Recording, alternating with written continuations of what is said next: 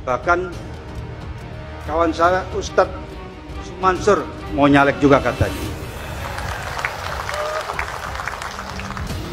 Saya di sini buat jualan loh, bukan buat ceramah doang. Lah, memangnya kalau situ merasa tertipu nggak apa-apa, berarti Anda memang bodoh kuadrat. Baca dulu ya komentarnya.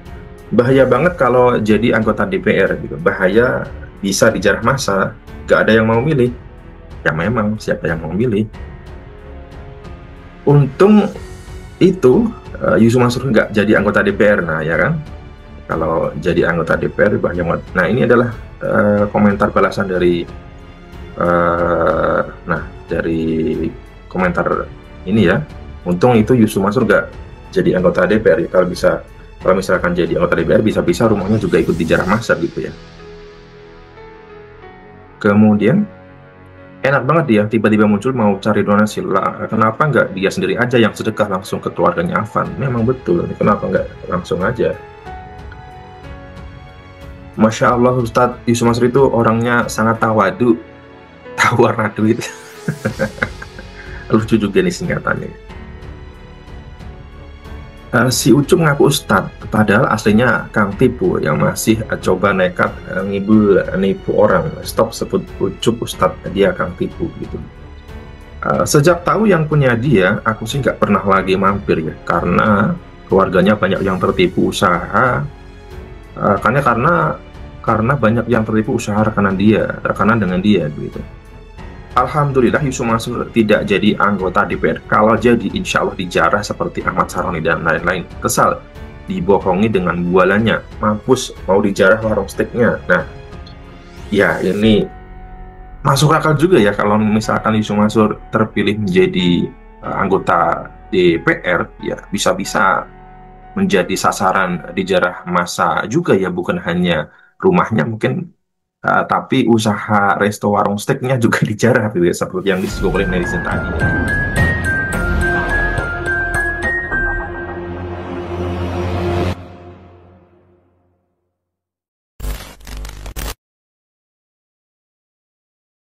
Assalamualaikum warahmatullahi wabarakatuh teman-teman.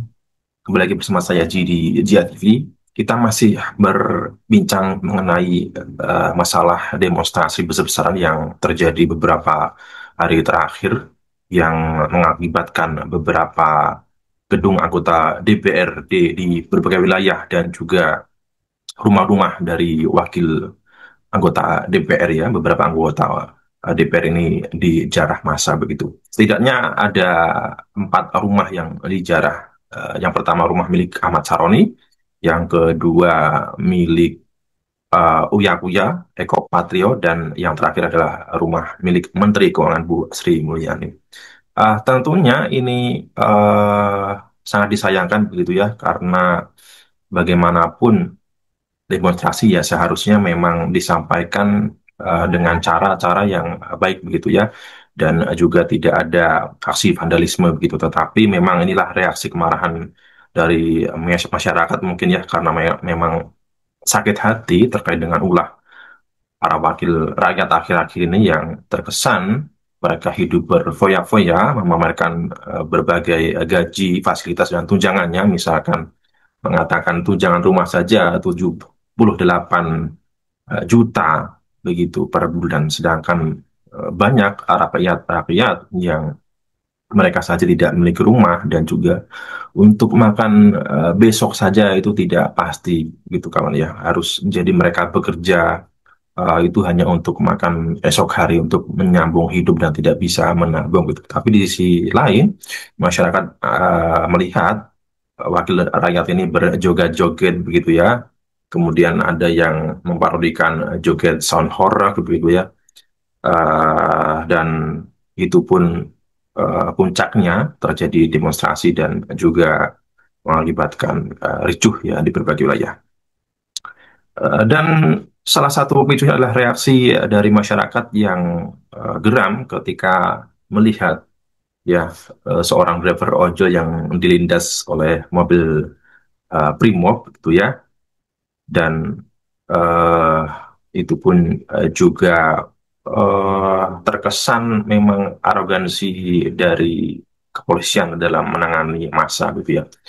Ya, dan kita sudah bahas beberapa hari lalu dengan Pak Zaini Mustafa terkait dengan Yusuf Mansur yang tiba-tiba muncul ke publik ini ya, dan langsung membuka donasi ya, dan banyak yang menghujat, banyak yang mencela gitu ya, karena memang kalau memang Yusuf Mansur ini ingin bersedekah, ingin berdonasi ya, kenapa tidak langsung saja ke keluarganya Bu ya.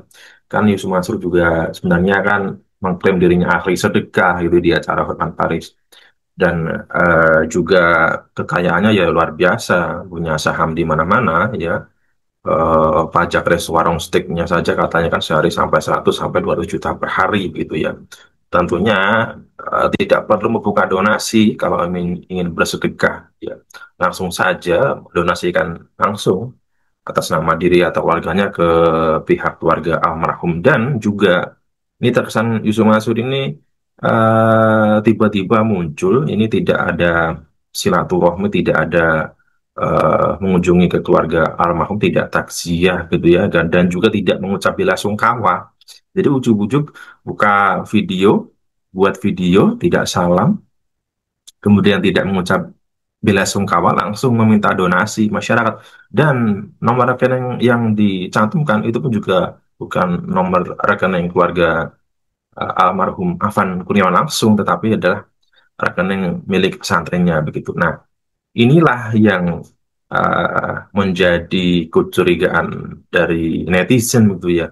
Nah, ini ujuk-ujuk kok langsung minta donasi gitu, karena masyarakat kan juga melihat track record atau rekam jejak Yusuf Mansur ya, dari cara dia meminta sedekah ke jamaah, cara ceramah, dan juga omongan-omongannya yang terkesan tinggi dan juga banyak bohongnya begitu loh. Dan juga terkait dengan munculnya banyak investor-investor yang menagih haknya ke dia karena memang setelah mengikuti bisnisnya ini mengalami kerugian dan tidak ada transparansi gitu. Siapa yang bisa menjamin kalau memang nanti Yusuf Mansur ini mengumpulkan donasi ya, kalau tidak transparan ya, apakah memang langsung sampai atau seluruhnya sampai ke pihak keluarga Afan Kurnia langsung begitu. Dan juga yang menarik di sini, Yusuf Mansur juga menjadi headline di beberapa media massa begitu ya, di media online begitu ya. Eh, Apalagi di medsos ya, dari TikTok, kemudian YouTube, dan juga Instagram, ini langsung ya ramai-ramai menghujat Yusuf Mansur begitu ya. Nah, eh, kita bacakan dari komen-komen netizen ini ya, yang ternyata responnya itu justru menghujat Yusuf Mansur begitu ya. eh ini dari, nah ini dari TikTok ya. Nggak salam, nggak ucapan bela sungkawa ya, tahu-tahu nyebut nomor rekening aja. Ada ya, memang ini terkesan ya kurang pantas atau kurang elok gitu ya. Kenapa kok tiba-tiba minta donasi tanpa mengucapkan bela sungkawa gitu ya, terkesan yang terlintas di pikirannya duitnya dulu gitu. Kemudian Yusuf Mansur otaknya duit, duit, dan duit. Nah ini kan. Kemudian,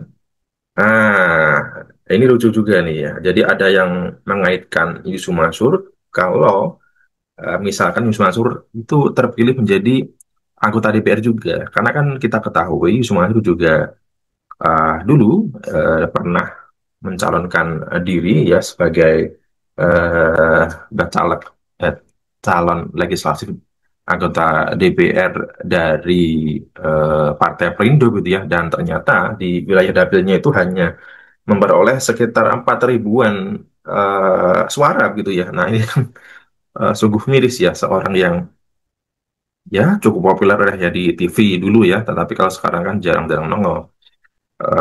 Dan juga sosok Ustadz gitu loh. Ini sungguh ironis ya, kalau memang hanya memperoleh suara sekitar 4 ribu, itu pun kalah dari Komeng ya, yang menjadi calon DPD ya, dan itu mendapat suara 1 juta kalau tidak salah begitu.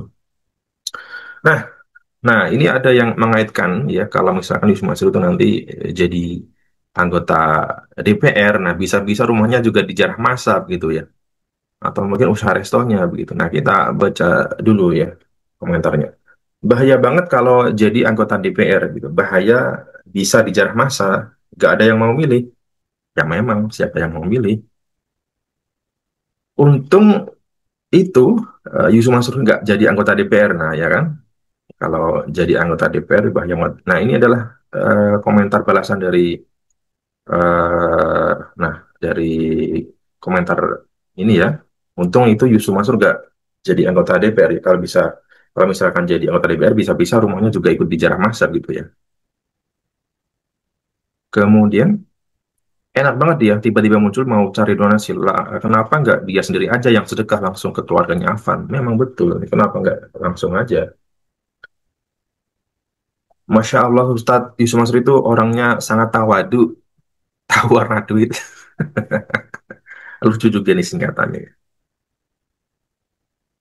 Si Ucup ngaku Ustadz, padahal aslinya Kang Tipu yang masih coba nekat nipu orang. Stop sebut Ucup Ustadz, dia Kang Tipu gitu. Sejak tahu yang punya dia, aku sih nggak pernah lagi mampir ya, karena keluarganya banyak yang tertipu usaha, karena banyak yang tertipu usaha rekanan dengan dia gitu.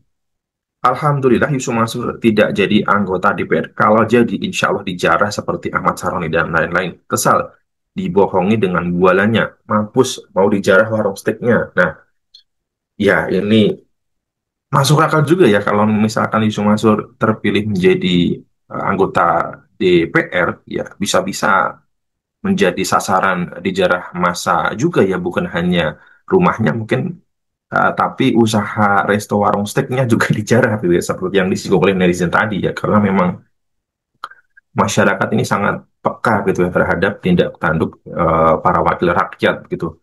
Eh, Ketika melihat para anggota DPR ini tidak merasakan apa yang dialami rakyat, ya, tidak ada empati, tidak ada hati nurani gitu ya. Nah, ini kan pastinya akan menjadi gejolak publik ya ketika para anggota DPR ini meminta untuk dipilih gitu ya, mereka mengebar-geborkan janji-janji manis ya, dan janji politiknya gitu ya.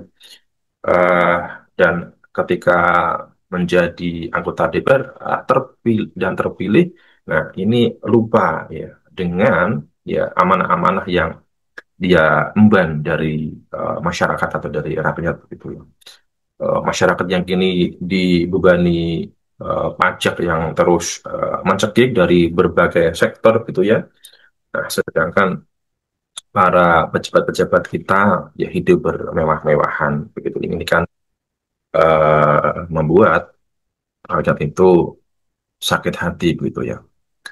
Nah, itu eh, tadi ya teman-teman, ternyata memang Yusuf Mansur ini juga masih apa, jadi sorotan netizen ya. Jadi ketika langsung posting apapun di media sosial itu responnya pasti semua negatif gitu. Ya terakhir saya melihat di postingan TikTok itu juga ditutup kolom komentarnya begitu ya.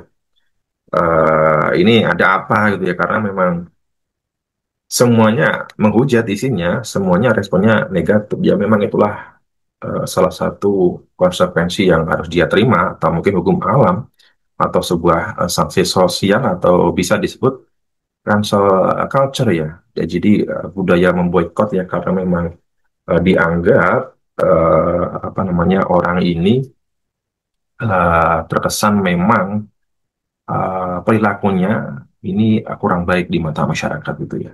Jadi Yusuf Mansur yang dikenal mungkin bulan-bulan tingginya, kemudian banyak orang yang dirugikan, dan juga bisnis-bisnis yang amburadul semua bersama umat ya, dan juga cara-cara dia meminta sedekah umat ini kan yang terkesan menodong gitu ya ke orang-orang kecil ya, karena memang bagaimana mungkin mengatakan yang tidak sedekah bodoh, kemudian yang tidak percaya kafir gitu ya, dan juga meminta motor yang ada BPKB-nya, mobil yang ada BPKB-nya.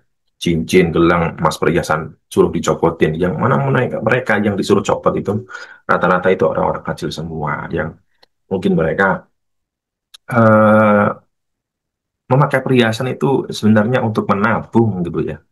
Ya bukan untuk pamer-pameran, mungkin itu adalah harta-harta satu-satunya ya di samping untuk apa namanya aksesoris ya.